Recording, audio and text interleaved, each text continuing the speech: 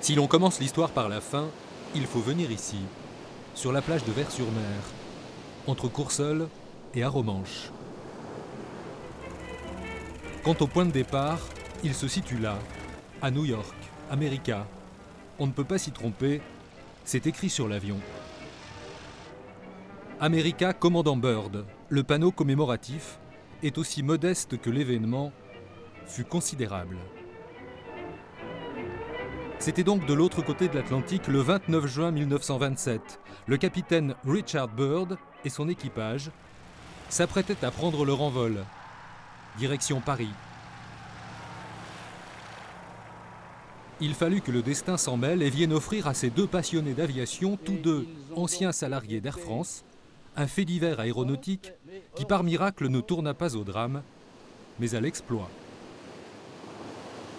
Ça a été un événement, puis c'était 3 semaines après Charles Lindbergh, hein, seulement 3 semaines après, si bien que ça a déclenché un enthousiasme énorme. La preuve, il y avait des caméras partout autour de l'America. Au sol, et même là-haut, pour le suivre, au début. Ensuite, tout s'est gâté, surtout le temps, exécrable durant cette traversée, le brouillard, la pluie, les éléments déchaînés. Et au bout d'une trentaine d'heures de vol, impossible d'atterrir au Bourget comme prévu, pas même d'apercevoir l'aérodrome. Ils ont décidé de remonter la vallée de la Seine. Arrivés au Havre, ils envoient un message WTW, nous allons être obligés de nous poser à court d'essence dans quelques minutes. Ils ont continué vers l'ouest et à un moment donné, ils ont vu des lumières. Ils la regardaient, c'était Casino de Deauville. Ils ont continué encore quelques minutes et ils ont eu cette grande satisfaction de voir les éclats du phare. C'était le phare de Vers-sur-Mer. Et ils ont donc décidé d'amérir. Ironie du sort, Byrd, le marin aviateur déjà connu pour être le premier homme à avoir survolé le pôle Nord, venait de s'échouer sur une plage normande. En quelques heures, dès le lendemain matin, la nouvelle suscita l'attraction générale.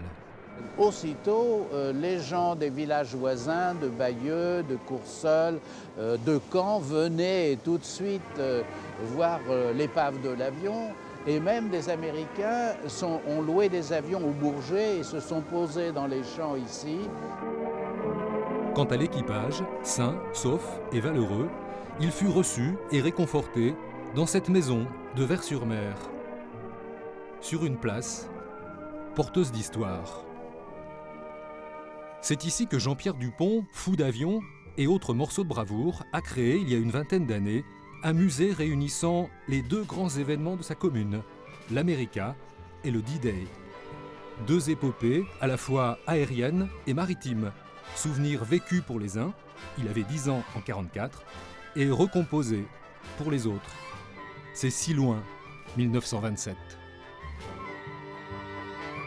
Moi j'étais gamin, je demandais à mes petits copains, qu'est-ce que c'est que ça, l'America, le panneau? Ils me disent, oh, c'est un avion qui s'est écrasé à Vers. Je n'en ai pas su davantage. Alors il a voyagé, collecté, encore et encore, des objets et des informations.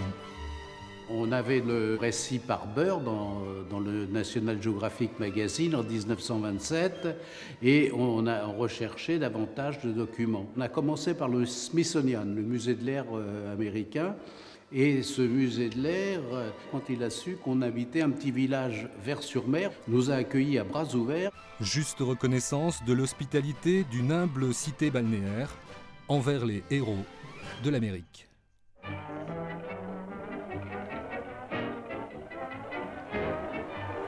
Et Paris, à l'évidence, ne tint pas rigueur à ses aviateurs de n'avoir pas atterri à bon port. Cette effusion dans la capitale, pour Byrd et ses camarades, témoigne de l'enthousiasme de l'époque pour les pionniers de l'aviation.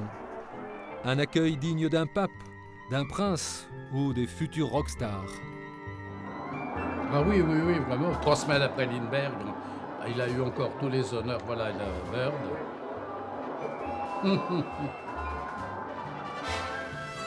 Dans son musée, notre historien amateur ne raconte pas l'histoire par le petit bout de la lorgnette. Il la replace dans son contexte.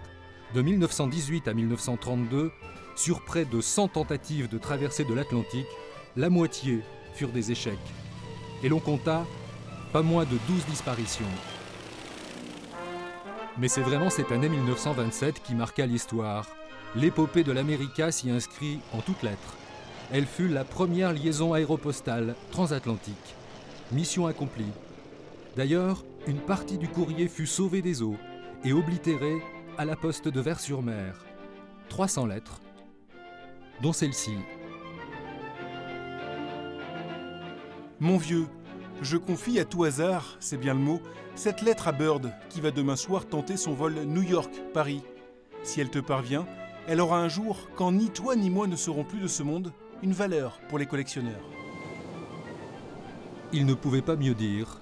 Un messager nommé Bird, c'était quand même plus sûr qu'une bouteille à la mer.